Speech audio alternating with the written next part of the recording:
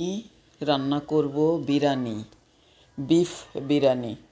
আমি কড়াইতে তেল দিয়ে পেঁয়াজ দিলাম। পেঁয়াজটা একটু ভাজা ভাজা হলে আমি আদা রসুনের পেস্ট দিলাম।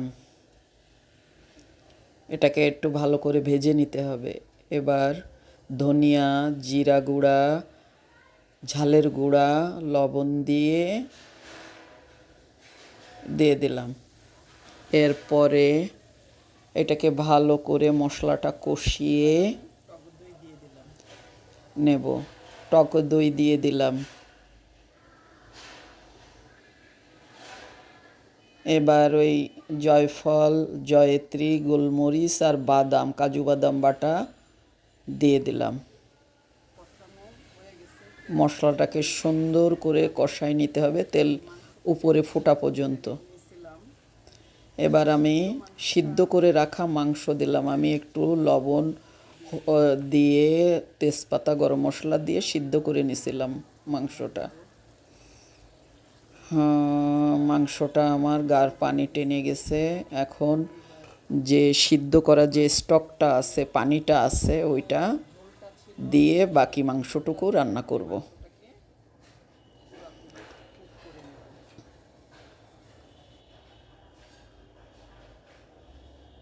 এবার সামান্য একটু টেস্টিং সল্ট, আপনারা না দিলেও পারেন, আমার কাছে টেস্ট ভালো লাগে তাই চিনি দিলাম একটু। দিয়ে এবার পানি টানা পর্যন্ত রান্না করতে হবে। এবার একটু কেওড়া সেন্ট দিলাম, একটু ঘি দিলাম, দিয়ে আবার কিছুক্ষণ রান্না করতে হবে।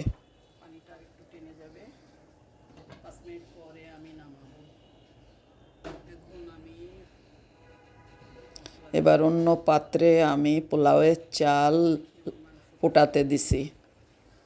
তেজপাতা আর লবঙ্গ আর দিয়ে আমি চালটাকে ফোটাতে দিছি। আধা ফোটা করে আমি নামিয়ে নেব চালটা।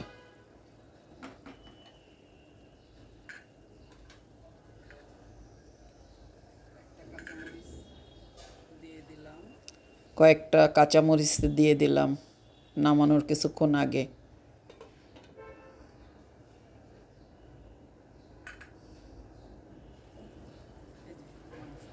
হয়ে গেছে আমার মাংস রেডি।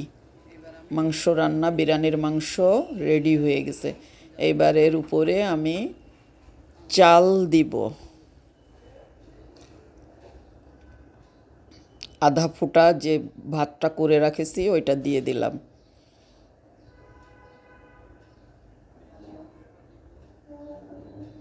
একটু বিরিয়ানির মশলা করা ছিল, ওই মশলাটা দিলাম এবং পেঁয়াজ বেরেস্তার সাথে একটু চিনি মাখিয়ে বেরেস্তাটা দিয়ে দিব। বেরেস্তাটা দিয়ে দিলাম। এবার একটু কেওড়া পানি দেব। এবার ঘি দিলাম। এবার দুধ গুলে রেখেছিলাম, গুঁড়া দুধ, এই গুঁড়া দুধটা পানিটা দিয়ে দিলাম। এতে ভাতটা সিদ্ধ হবে। এবার দমে দিব 20 মিনিটের মতো। জাল স্লো করে দমে দিয়ে দিছি। হয়ে গেছে আমার বিরিয়ানি, ঝরঝরা বিরিয়ানি। একটু নাড়াচাড়া করে উল্টা পাল্টা করে আমি আবার একটু 5 মিনিট দমে দেব। ভাতটাকে সুন্দর করে মাংসের সাথে মিশিয়ে আর একবার আমি 5 মিনিটের মতন দমে দিব।